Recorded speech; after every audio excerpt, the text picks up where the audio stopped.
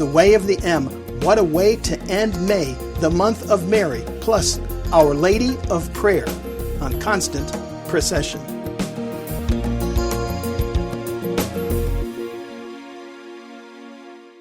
The Facebook and Twitter accounts for Nico Steves are live. Please find me. Check for Nico Steves, but on Twitter you may need to type in Steves Nikos as my handle.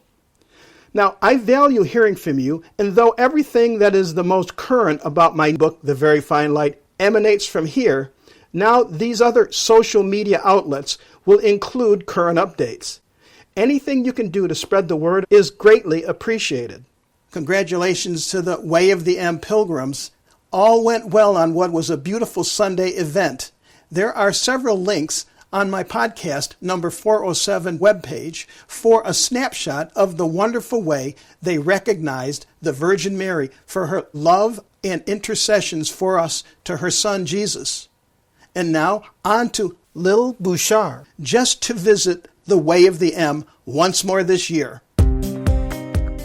This week I'm looking at another of the stops on the Way of the M. This tour includes dedicated people.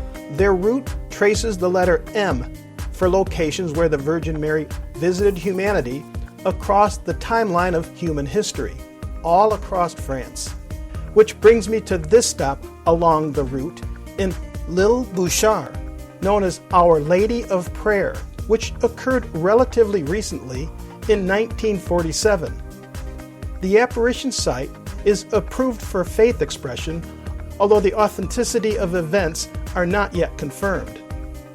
It's 1947, and France, though a victor of World War II, is torn apart as it tries to rebuild.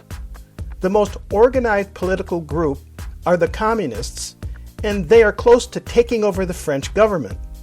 Many of the French fear that another major strike would push France to the verge of civil war. Elected leaders felt powerless, and people were concerned that it was a hopeless situation. And so it is midday when 4 little girls in the village of Lil Bouchard are near their church. Until that time, the most significant moment that occurred at the church was when Joan of Arc, when she was just 16, stopped and prayed at this church at the altar of the Virgin Mary, just before going to meet Charles VII to take over from him an army that would liberate France. The 4 girls, Jacqueline Aubry, who was 12, suffered with conjunctivitis from birth and needed Coke bottle thick glasses. Jeanette Aubry, her sister, was just 7. Nicole Robin was their cousin, and Laura Quizon was 8. And I'm picking up excerpts from the book Our Lady of Prayer by William A. Thomas. The small town is in northwestern France.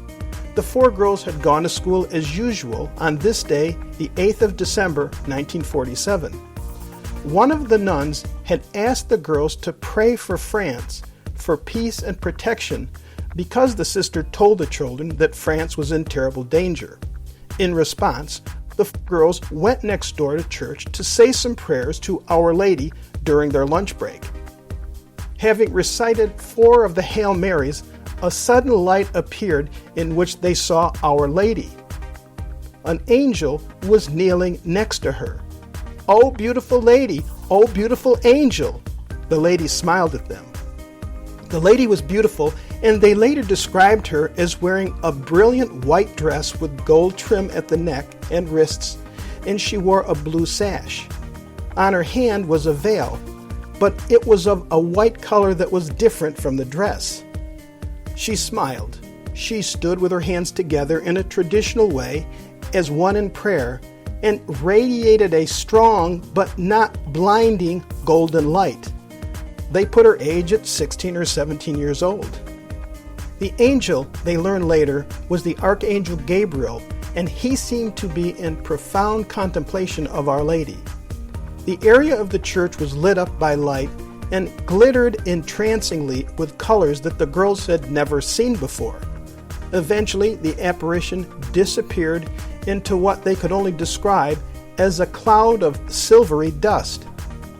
The girls returned to their school and expressed great delight at what they had seen in church, and the word spread very quickly. Their parish priest would not believe the excited girls. However, each girl was questioned separately, and each gave her own account, and to both the priest and the nuns, the accounts were exacting in every detail, even when cross-examined.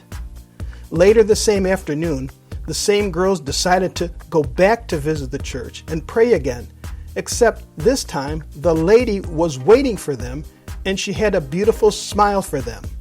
As they knelt down in front of her and the angel, her expression became very sad, and she slowly began to speak. "Tell the children to pray for France, for her need is great." Our Lady asked them to return at 1 o'clock the next day. The second day of the apparitions, they knelt down at the altar while several other girls from the school were looking into the church from the main door. Once the girls began to pray, a golden globe appeared shining brightly. It seemed to have come out of the wall, and it opened out. The Virgin Mary looked intensely more beautiful, and the Archangel Gabriel was still knelt in veneration before her. Jacqueline asked Our Lady if she could bring in her friends, to which the answer was yes, but they will not see me. Then again, looking intently at the four girls and stressing every word, she said again, "Pray for France, which in these days is in great danger." After a short pause, the Virgin said, "Go tell the priest to build a grotto as soon as possible here where I am, and to put my statue and that of the angel in it." When the prayers were finished, Jacqueline asked if they should come back, to which they received this reply, "Yes, come every day at 1 p.m., and I will tell you when it will be over." The Archbishop was informed by phone by the priest, and he was delighted to hear of it, and he immediately informed the priest that the communists had called off the general strike and had gone back to work, and that all hostilities within France had suddenly disappeared. The Archbishop stated that it was all a miracle, and as he had prepared for the worst, even death, but now miraculously the cloud of despair and danger had vanished with such an immediate effect. The seventh and last day of the apparition was Sunday, December 14th, and because it was a Sunday, many people were in town. Some say up to 2,000 were there, and many began to pray who had not done so in years, and there was also a demand for confessions. This day, when the Virgin appeared, she looked down at the girls with a radiant sweetness and kindness. Graces were emanating from her, and the elegance of her stance and her charm inspired the girls' admiration ever more profoundly. Our Lady asked if they would pray and make sacrifices and continue to pray the rosary, and they were asked if they were going to build the grotto in her honor, and the children cried many times, "Yes, yes." Jacqueline asked for proof of her presence so that all might come to believe that she was really there with them, and the Virgin promised that, "Before I go, I will send a bright ray of sunlight." The 2,000 people were later to swear that a marvelous phenomena occurred. A ray of sunlight penetrated the church through a certain pane in the window of the choir. It grew progressively stronger and curved around the southeastern pillar of the church and fanned out, illuminating a northeast corner of the church exactly where the girls were looking, and it became stronger and stronger as it went along. All who saw became believers that day.